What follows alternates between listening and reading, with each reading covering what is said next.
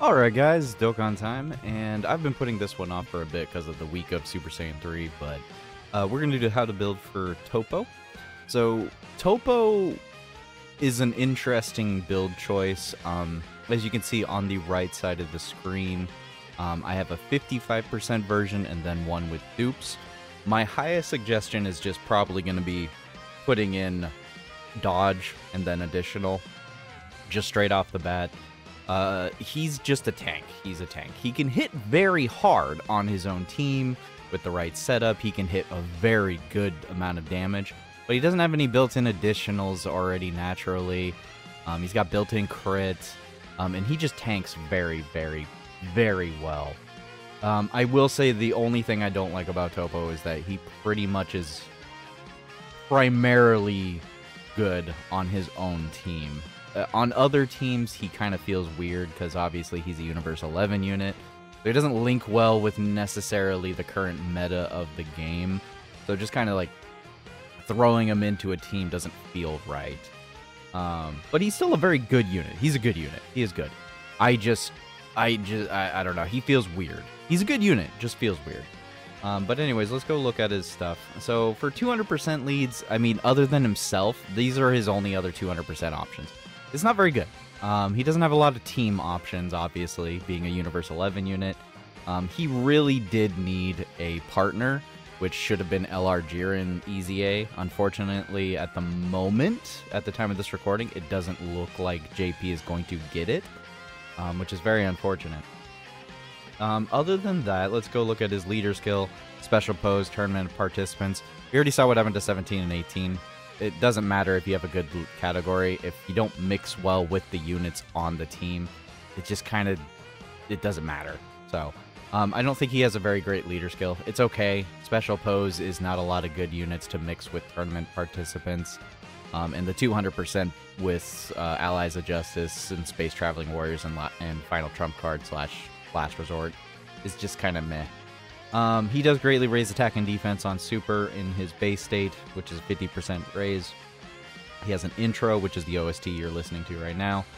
And then once his intro goes off, he reduces damage received by 11% for the rest of battle and guards all attacks for 3 turns when there are another 2 or more special pose or Ally of Justice category allies on the team from the character's entry turn.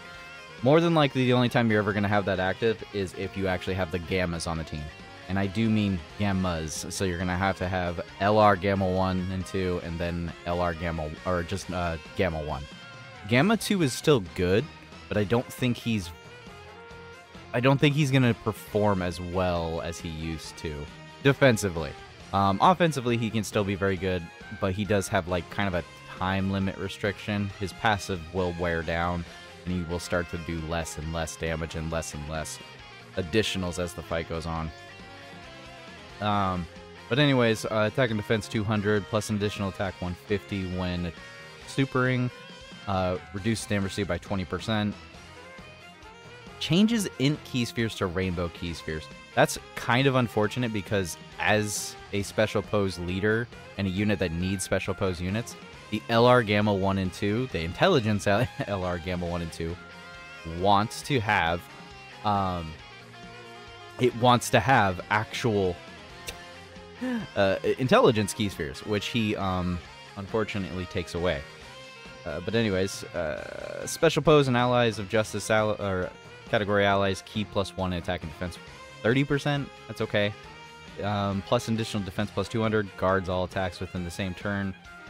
Defense plus 50% after receiving an attack as the first attacker in the turn. So even if you don't have the intro active, as long as he's slot 1, he has guard basically, but he has to get hit first. Plus an additional attack and defense plus 100% performing a super attack as the second or third attacker in turn. I can tell you right now that the damage difference between being in slot 1 versus slot 2 isn't really, I mean, it is a good amount, but I don't think it's really worth necessarily throwing him into that slot, if that makes sense. He is just straight up a slot 1 unit through and through. He does have a transformation. He can do it starting turn 4 when there's another special pose or Ally of Justice category ally, or starting from the 6th turn. I would suggest just waiting until the very final phase of whatever fight you're doing. transform him at that point, and then you're good to go. Otherwise, just keep him as a slot 1 tank, and then just, you know, ignore it. His links are terrible. Supreme Warrior, Tough as Nails, Shocking Speed, Hero of Justice, Signature Pose, Tournament of Power, Fierce Battle. He's only got 2 major links on there, Shocking Speed, and then Tournament of Power now. Tough as Nails can be activated, but, I mean, the rest of those, more than likely, you're never going to activate. Obviously, Fierce Battle you'll have up, but, yeah. He's got quite a few different categories. I don't think any of them really need his kind of help. I mean, they can not... all of them can use a slot 1. Any team can use a slot 1 unit. So, I mean, you can throw him onto the team. It's just that he's not going to synergize with the team, more than likely. You're not going to have a link battery. This Intelligence Topo is going to get an easy A. And it's an okay easy A, but it's not necessarily an easy A that's going to be really worth running, in my opinion. I think it's okay, and it is runnable, but the easy A won't make it so Topo is just all of a sudden amazingly godlike, you know, when you have him with him. He'll be better, but, I mean, it's whatever. His best link partner is basically himself once he transforms. In fact, that is probably my highest suggestion, is that if you get Topo, his best partner, the best setup you can do probably, is to run his base state in slot 1 and run his his transformation in slot 2. And then you'll see he's doing crazy amounts of damage. You got him rainbowed, he's doing like 30 mil. I mean, he's doing a really good amount of damage. You got a good solid slot 1 tank.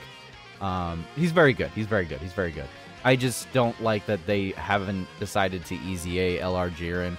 LR Jiren could have made this an actual team that would be fun and worth running. But at the moment, it's just kind of awkward running Topo that actually hurts the LR Gammas because he turns Intelligence Key Spheres into Rainbow Key Spheres.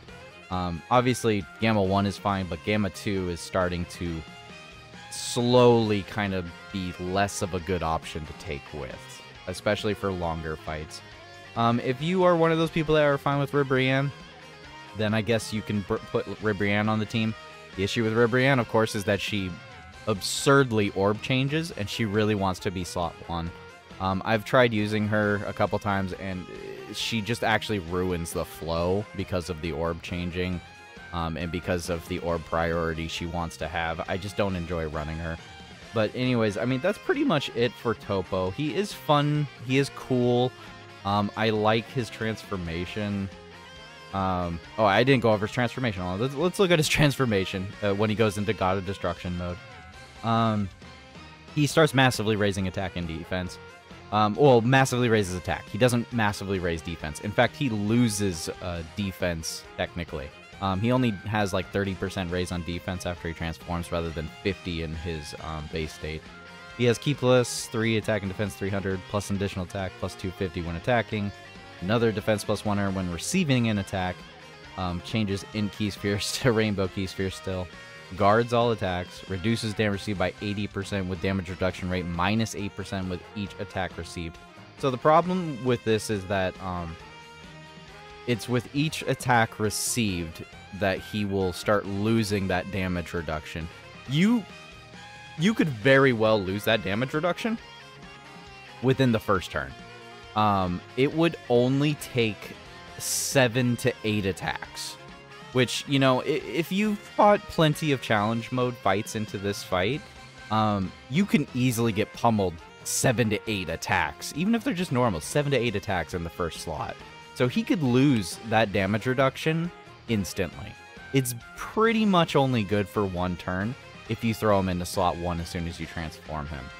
After that point, once he's received 8 attacks, he will be down to 20% damage reduction again. So yeah, he'll only be at 20% damage reduction at that point going forward.